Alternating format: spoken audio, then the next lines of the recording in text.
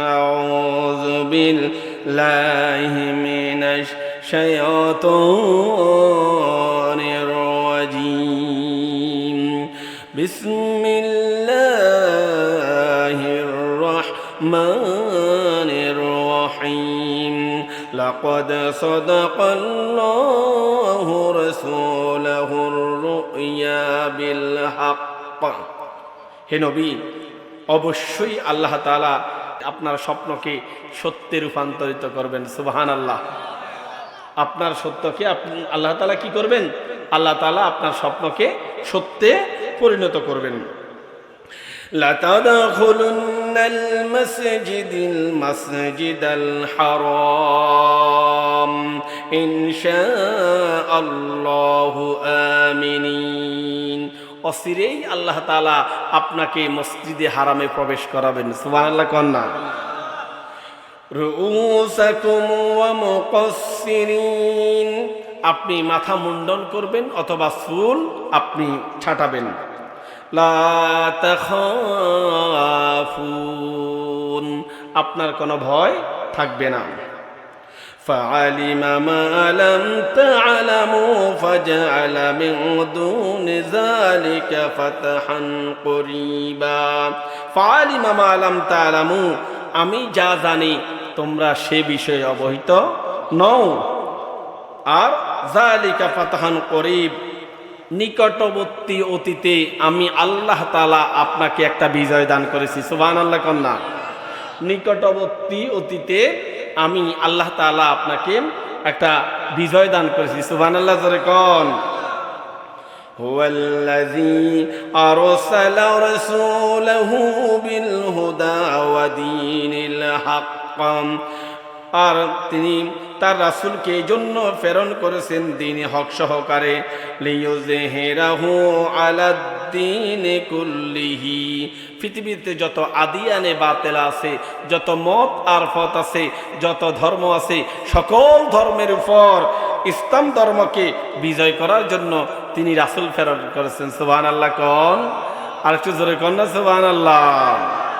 ওয়াকাফা বিল্লাহি শাহীদা, আর এ ব্যাপারে আল্লাহ তাআলাই যথেষ্ট, সাক্ষী হিসাবে আল্লাহ তাআলাই যথেষ্ট।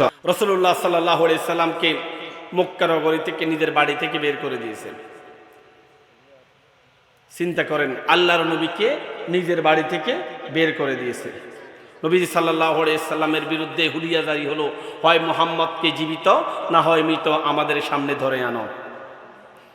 দারুন নদওয়াতে মিটিং হলো। ওই দারুন নদওয়াতে মিটিং হয়ে রাসূলুল্লাহ সাল্লাল্লাহু আলাইহি সাল্লামের বিরুদ্ধে মৃত্যুর পরোয়ানা জারি করা হলো, হয় মুহাম্মদকে জীবিত না হয় মৃত আমাদের কাছে ধরে নিয়ে আসো। আরবের যত বংশ আছে সমস্ত বংশ থেকে তরুণ এবং ইয়াংদেরকে জোগাড় করা হলো। তাহলে আমি আপনাদের সামনে কোন সূরা থেকে তিলাওয়াত করছি? সূরা ফাতহা। আয়াত নাম্বার কত?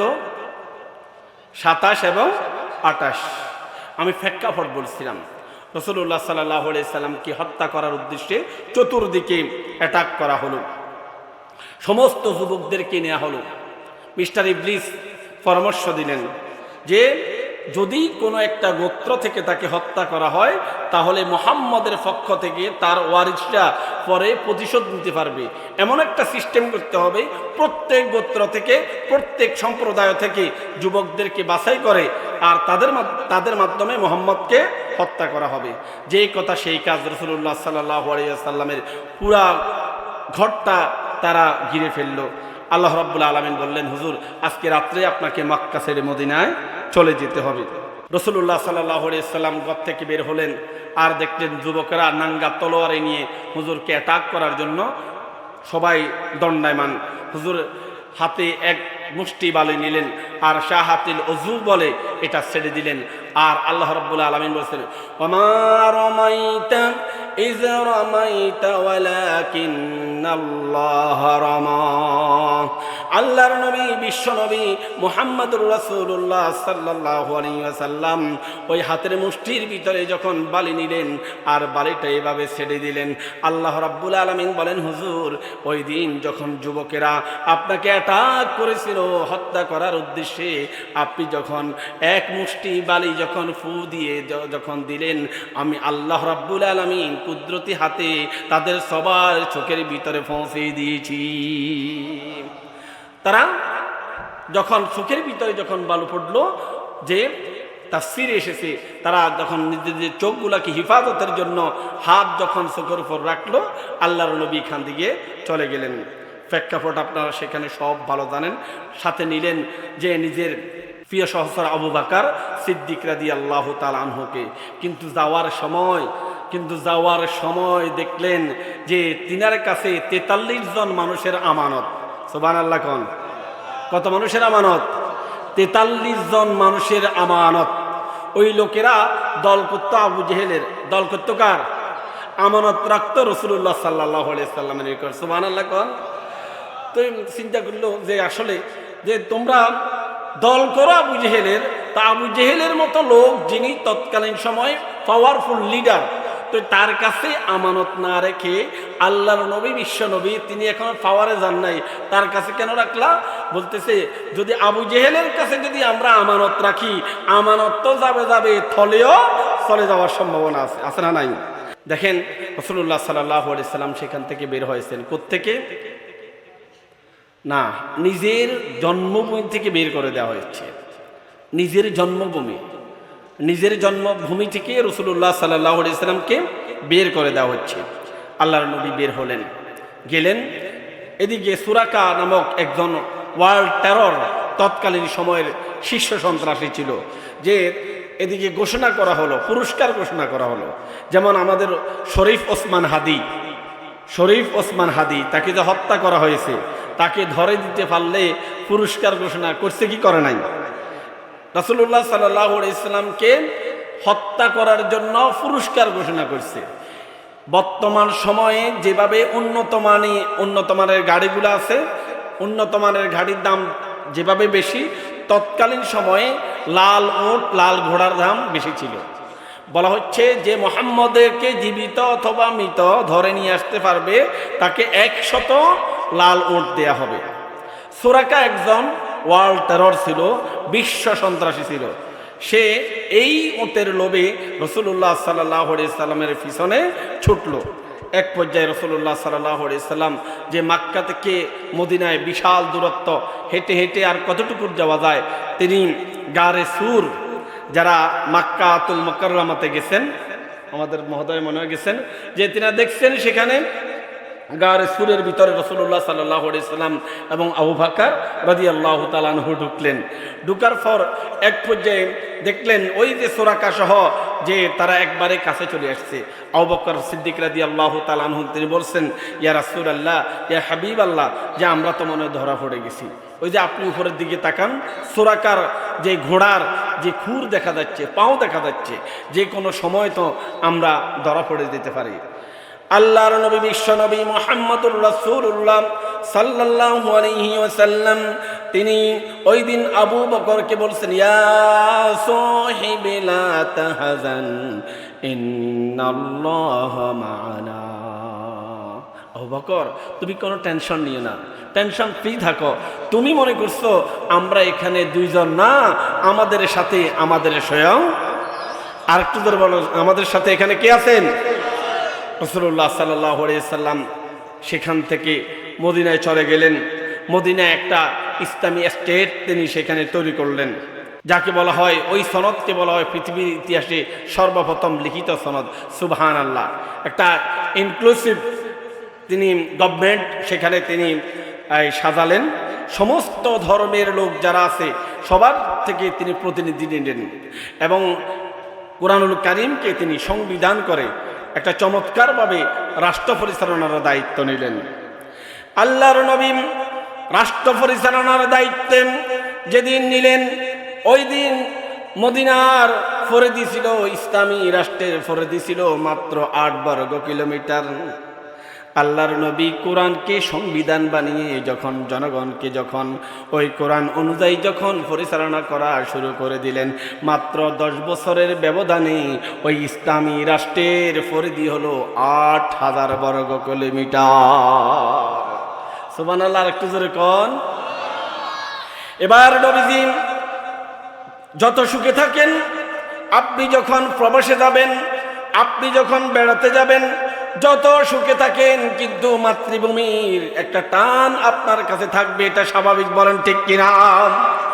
আল্লাহর নবী মদিনার প্রেসিডেন্ট, তিনি কিন্তু মক্কার দিকে বারবার যেতে মন চায়। এই অবস্থায় নবীজি একদিন স্বপ্ন দেখতেছেন, আল্লাহর নবী প্রিয় সাহাবীদেরকে নিয়ে তিনি আবার নিজের মক্কাতে তিনি ফেরত এসেছেন এবং পবিত্র বাইতুল্লাহ তিনি তাওয়াফ শুরু করে দিয়েছেন। আল্লাহর নবী এবার সাহাবায়ে কেরাম রিদওয়ানুল্লাহ আজমাইন সবাইকে নিয়ে তিনি মক্কার উদ্দেশ্যে রওনা দিলেন। পথিমধ্যে আবু বকর, ওমর এবং আলী রিদওয়ানুল্লাহ আজমাইন ওনাদেরকে বললেন, আল্লাহ রাব্বুল আলামিন আমাকে স্বপ্নে দেখিয়েছেন। তোমরা তো জানো নবীদের স্বপ্ন হচ্ছে ওহী, নবীরাদের স্বপ্ন দেখেন, ওই স্বপ্ন হচ্ছে আল্লাহর পক্ষ থেকে তাদের জন্য দিক নির্দেশনা। আল্লাহর পক্ষ থেকে আমি মেসেজ পেয়েছি, মুহাম্মদ আমি যেন পবিত্র মক্কাতুল মুকাররমায় যেন ফিরে যাই। এই কথা শুনে সাহাবায়ে কেরাম রিদওয়ানুল্লাহ আজমাইন যারা মুহাজির হিসাবে আল্লাহর নবীর সাথে যারা হিজরত করে মক্কা থেকে মদিনায় এসেছেন, এই কথা শুনে মাতৃভূমিতে ফেরার নেশায় সবাই পাগল হয়ে গেল।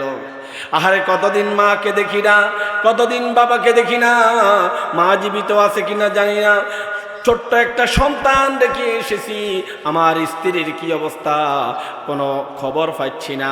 অবশেষে আল্লাহ রাব্বুল আলামিন আমাদের আশা পূরণ করবেন, আল্লাহর নবীকে নিয়ে আমরা আবার মক্কাতে ফিরে যাব। যেই কথা সেই কাজ, সবাই সম্মিলিতভাবে মদিনা থেকে মক্কার উদ্দেশ্যে রওনা দিলেন। আর প্রতিমধ্যে যখন মক্কাতে প্রবেশ করবেন, ওই অবস্থায় মক্কার কাফেরেরা যারা তখনকার সময় মক্কার বিভিন্ন পর্যায়ে দায়িত্বশীল ছিল, লিডার প্রকৃতির ছিল, শাসক ছিল, তারা সবাই রাসূলুল্লাহ সাল্লাল্লাহু আলাইহি সাল্লামকে বাধা দেয়া শুরু করলো। আল্লাহর নবী সেখানে তাঁবু গাঁথলেন আর তিনি মেসেজ দিলেন, আমি মক্কা দখল করতে আসি নাই। মুসলমানরা কোনো কিছু দখল করে না, মুসলমানরা স্থান দখল করার আগে মানুষের হৃদয় দখল করে। আপনি অনেক কিছু দখল করতে পারবেন, বাস স্ট্যান্ড, টেম্পো স্ট্যান্ড, এগুলো দখল করতে পারবেন, এটা সহজ, কিন্তু মানুষের হৃদয় দখল করাটা অত্যন্ত কঠিন। জায়গা দখল এক সময় আপনাকে ছেড়ে দিতে হবে, আজকে পাওয়ার আছে, আরেক সময় থাকবে না, ঠিক না? কিন্তু মানুষের মনের দখল যদি আপনি নিতে পারেন, পৃথিবীর কোনো শক্তি মানুষের অন্তর থেকে আপনাকে বের করে দিতে পারবে না, বলেন ঠিক কিনা? আল্লাহর নবী বিশ্বনবী মুহাম্মদুর রাসূলুল্লাহ সাল্লাল্লাহু আলাইহি ওয়াসাল্লাম তিনাদেরকে মেসেজ দিলেন।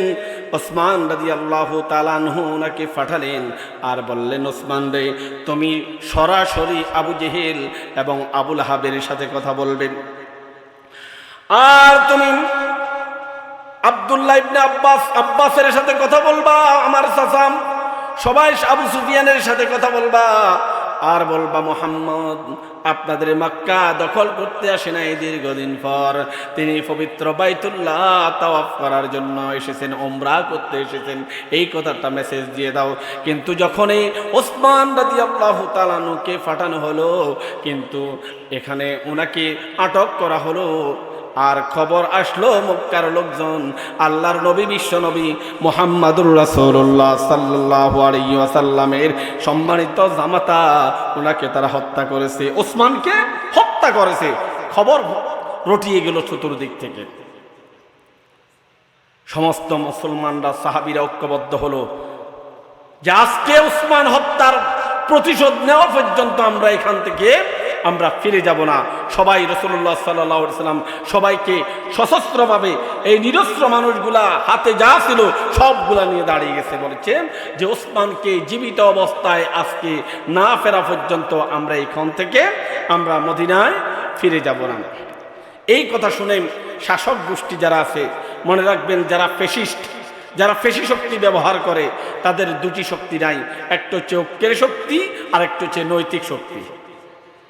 ঐক্যের শক্তি এবং নৈতিক শক্তি যদি কারো কাছে যদি না থাকে, তাহলে 2022 সালে যেই ইউনিভার্সিটিতে যেই 22 জন ছাত্রের ছাত্রত্ব বাতিল করে ফ্যাসিস্টের মাধ্যমে পেশি শক্তি ব্যবহার করে, আল্লাহ তাআলা মাত্র 2 বছরের ব্যবধানে ওই বিশ্ববিদ্যালয়কে পুরা তাদের হাতে তুলে দিয়েছে। সুবহানাল্লাহ।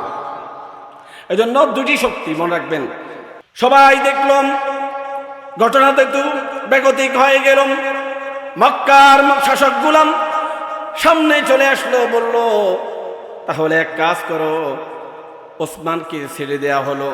ওসমান রাদিয়াল্লাহু তাআলা আনহুকে যখন ছেড়ে দিল, ওসমান রাদিয়াল্লাহু তাআলা আনহু যখন আসলো, এবার মুসলমানরা বলল যে ওসমানকে আমরা পেয়েছি, আজকে মক্কাতুল মুকাররমা পবিত্র বাইতুল্লাহ প্রবেশ না করা পর্যন্ত আমরা কিন্তু ফিরে যাব না। বিশাল বেকায়দা পড়ে গেল। প্রস্তাব আসলো, তাহলে একটা চুক্তি করো, এই বৎসর কোন অবস্থায় তোমাদেরকে মক্কাতে প্রবেশ করার জন্য আমরা দেব না, তবে তোমরা আগামী বছর আসবে, তোমাদের সাথে আমাদের একটা চুক্তি হবে। চুক্তি লেখার জন্য আল্লাহ রাসূল সাল্লাল্লাহু আলাইহি ওয়াসাল্লাম ওমর রাদিয়াল্লাহু তাআলা আনহু, আলী রাদিয়াল্লাহু তাআলা আনহু সহ এক পক্ষে আসলেন। ওইদিকে আবু জেহেল সহ তারা এক পক্ষ, সেখানে আবু সুফিয়ান সহ এক পক্ষে বসলেন। চুক্তি লেখা শুরু হয়ে গেল। মিম মুহাম্মদুর রাসূলুল্লাহ সাল্লাল্লাহু আলাইহি ওয়াসাল্লাম যখন বিসমিল্লাহ ধরে, আর যখন মিম মুহাম্মদুর রাসূলুল্লাহ সাল্লাল্লাহু আলাইহি ওয়াসাল্লাম যখন লেখা শুরু করলো, সাথে সাথে প্রতিবাদ করে উঠলো আবু জেহেল, আবু লাহাব, উতবা, সাইবা, মুগিরারা প্রতিবাদ করা শুরু করলো, মুহাম্মদ, আমরা যদি তোমাকে রাসূল যদি স্বীকার করি তাহলে চুক্তি করার দরকার নাই। তুমি যদি চুক্তি করতে হয়, রাসূল শব্দটা তোমাকে এখন কেটে দিতে হবে। রসুল মুহাম্মদ, তোমাকে যদি আমরা রসুল হিসাবে যদি ধরি, তো তাহলে তো আমাদের আর চুক্তি করার দরকার নাই। তুমি তো এমনি রাসূল, আমরা তোমার সবাই তোমার দলের লোক, তাহলে চুক্তির দরকার নাই।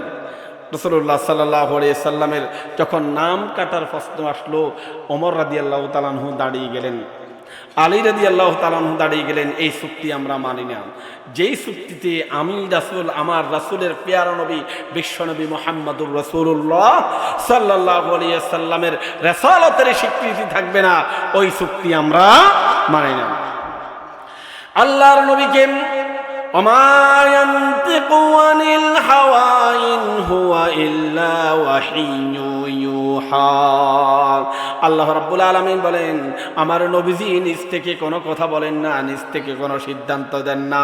আমার নবী যেই কথাটা বলেন, আমার নবী যে সিদ্ধান্ত নেন, সেটাও একটা ওহীর অংশ। সুবহানাল্লাহ। আল্লাহর নবীকে নবী সাল্লাল্লাহু আলাইহি সাল্লাম বলেন, আলী রে, কোন জায়গায় রাসালাতের নাম রাসূল হিসাবে আমার নাম লিখেছ, ওই জায়গায়টা কেটে দাও। আলী বলেন, রসুল, আমি বেয়াদবি করতে পারবো না, আপনার রাসূল নাম আমি কিন্তু কাটতে পারবো না। আল্লাহ রাসূল বলেন, ওই জায়গাটা তুমি আমাকে দেখিয়ে দাও এবং কলমটা আমার হাতে দাও। কলমটা হাতে দেওয়ার সাথে সাথে ওই রাসূল শব্দটা আল্লাহ রাসূল সাল্লাল্লাহু আলাইহি ওয়াসাল্লাম নিজ হাতে কেটে দিলেন। সুবহানাল্লাহ। আপনি মনে রাখবেন, এখান থেকে একটা শিক্ষা হচ্ছে, আপনি বৃহত্তর ইসলামের বৃহত্তর কল্যাণের জন্য নিজের ইগোটাকে আপনাকে কবর দিতে হবে, নিজের ইগোটাকে আপনাকে স্যাক্রিফাইস করবেন। আপনি যখন ইসলামের জন্য আপনাকে স্যাক্রিফাইস করবেন, তখন আল্লাহ রাব্বুল আলামিন আপনাকে উপরে তুলে দিবেন। সুবহানাল্লাহ। চুক্তি লেখা হলো অসম শক্তি, সমস্ত চুক্তিগুলা মক্কার কাফেরদের পক্ষে, মদিনার মুসলমানদের পক্ষে একটা চুক্তিও নাই। সাহাবায়ে কেরাম রিদওয়ানুল্লাহ তাআলা একবার হতাশ হয়ে গেলেন।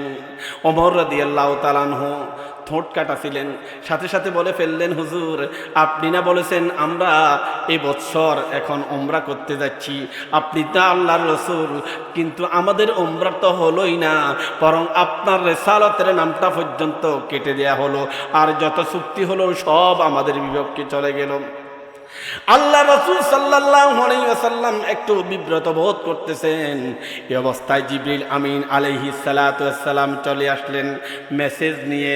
আল্লাহ রাসূল সাল্লাল্লাহু আলাইহি ওয়াসাল্লাম কে আল্লাহ রাব্বুল আলামিন আরশ থেকে একটা মেসেজ বার্তাবাহক জিবরিল আমিন আলাইহিস সালাতু ওয়াস সালামের মাধ্যমে পাঠালেন, আর তিনি শুনাইলেন কোরআনুল কারীমের 48 নম্বর সূরা, সূরার নাম সূরাতুল ফাত, আয়াত নম্বর 27 এবং 28 পাঠ করে শুনিয়ে দিলেন।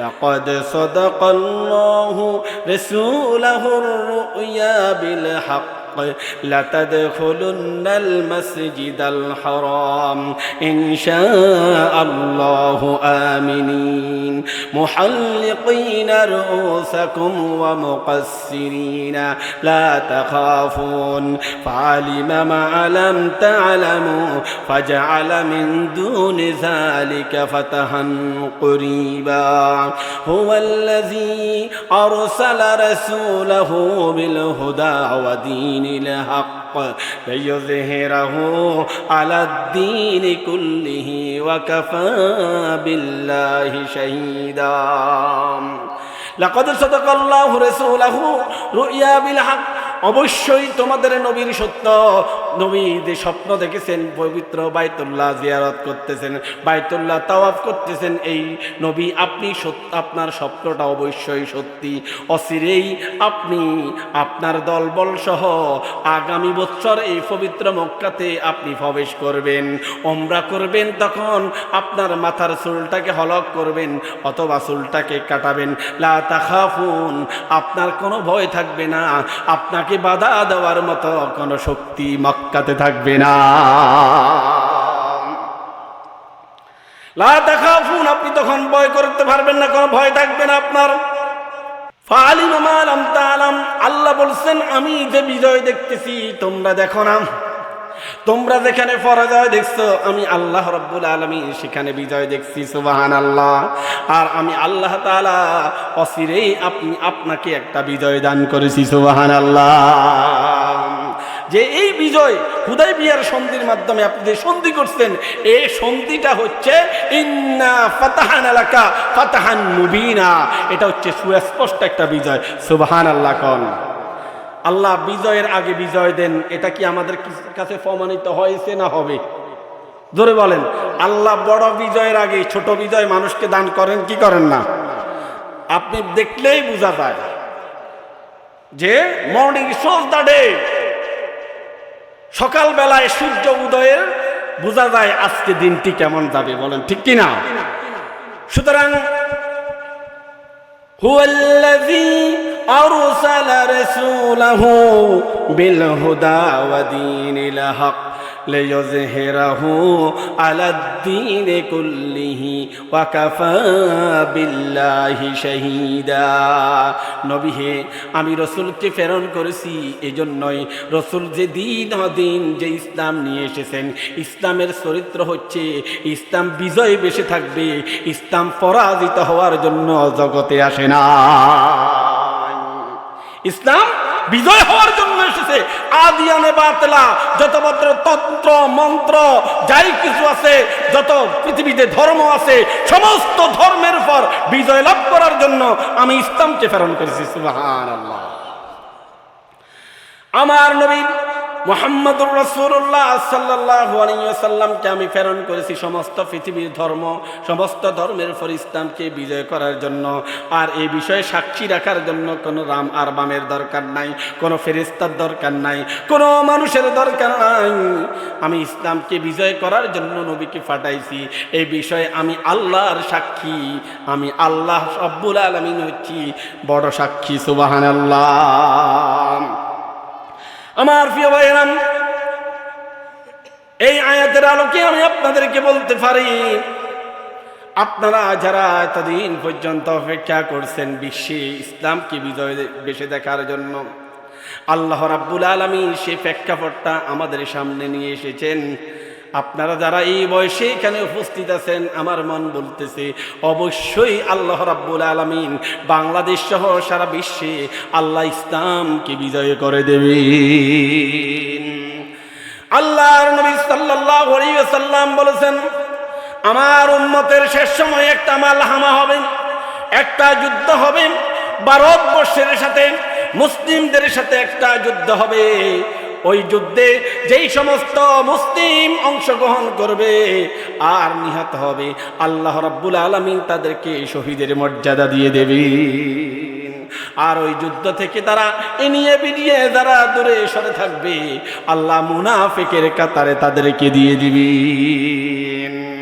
আমার প্রিয় ভাইয়েরাম, ঈসা আলাইহিস সালাম আসবেন।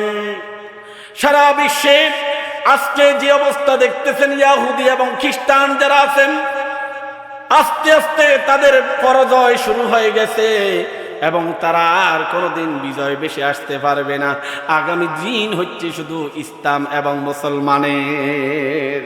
সেই প্রেক্ষাপট আমাদের সামনে চলে আসতেছে। সুবহানাল্লাহ, জোরে কর না। ইসলাম সংখ্যাধিক্যের উপর বিজয় লাভ করে না, ইসলাম নৈতিক শক্তি এবং ধৈর্যের উপর, তাওয়াক্কুলের উপর বিজয় লাভ করে। আপনি যদি বদর যুদ্ধে যদি দেখেন, সেখানে মুসলমানদের সংখ্যা কম ছিল, কিন্তু আল্লাহর উপর হিম্মত তাদের বেশি ছিল। কিন্তু অন্যান্য যুদ্ধে, অনেক যুদ্ধে মুসলমানদের সংখ্যা বেশি থাকার কারণে তারপরে আল্লাহ রাব্বুল আলামিন তাদেরকে হুসুট খাওয়াইছেন। আল্লাহর কাছে সংখ্যার চাইতে তাকওয়া এবং ঈমানটা আল্লাহর কাছে মুখ্য বিষয়, বলেন কিনা? লাকাদ সাদাকাল্লাহু রাসূলাহুর রুয়া বিল হক লাতাদখুলুন্নাল মাসজিদাল হারাম ইনশাআল্লাহু আমিনিন মুহাল্লিকিনা রুউসাকুম ওয়া মুকাসসিরিন লা তাখাফুন فعلم ما لم تعلموا فجعل من دون ذلك فتحا قريبا। আজ এই বিজয়কে আমাদের চূড়ান্ত লক্ষ্যে পৌঁছাতে হলে আমার ভাইজান যে কথাটা বলছে, এক নম্বরে বেকার লোকের রাজনীতি বন্ধ করতে হবে। রাজনীতিতে বেকারদের অংশগ্রহণ যেদিন বন্ধ হবে, সেদিন বাংলাদেশের প্রেক্ষাপট পরিবর্তন হবে।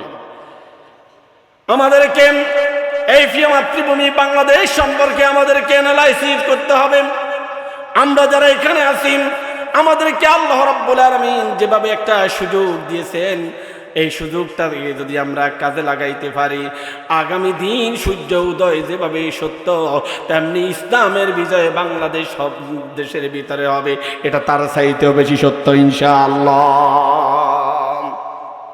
আমাদের মন মানসিকতা পরিবর্তন করতে হবে। কুনতুম খায়রা উম্মাহ উখরিজাত লিন-নাস তা'মুরুনা বিল মা'রুফি ওয়া তানহাউনা আনিল মুনকার। তোমরা হচ্ছে সর্বশ্রেষ্ঠ উম্মত, সর্বশ্রেষ্ঠ জাতি, তোমরা হচ্ছে একবারে সর্বশ্রেষ্ঠ নেশন। তোমাদের দায়িত্ব হচ্ছে দুটি কারণে তোমরা শ্রেষ্ঠ। এক নম্বরে তোমরা মানুষকে ভালো কাজের আদেশ করবে আর অন্যায় এবং খারাপ কাজ থেকে বিরত রাখবে। এই সমস্ত দাড়িওয়ালা, টুপিওয়ালা যারা নামাজি, 5 ওয়াক্ত যারা নামাজি, যারা নামাজ মিস করে না, যারা আল্লাহর কোরআনকে মসজিদে মানে, সমাজেও মানে, কোরআন প্রতিষ্ঠার জন্য যারা নিরলসভাবে যারা কাজ করে, তাদেরকে যারা সৎ এবং যোগ্য, যারা ঋণ খেলাপি নয়, যারা রাষ্ট্রের টাকাকে নিজের টাকা মনে করে না মনে করে, আর যারা আমার দেশের টাকাকে বাইরে গিয়ে পাচার করছে, যে শুধুমাত্র এস আলম গ্রুপ 70,000 কোটি টাকা আমার দেশের টাকা নিয়ে তারা পালিয়েছে, বলেন ঠিক কিনা? সুতরাং Bashundhara group, S Alam group থেকে শুরু করে যারা হাজার হাজার কোটি টাকা, এখন যেই সমস্ত এমপিদের লিস্ট দেখবেন যারা ঋণ খেলাপি, ঋণ, আল্লাহু আকবার, এই সব টাকা আমার আর আপনার করের টাকা, ট্যাক্সের টাকা। ব্যাংকের টাকা মানে আমার টাকা, ব্যাংকের টাকা মানে আপনার টাকা। ব্যাংকের নিজস্ব কোনো পুঁজি আছে? নাই।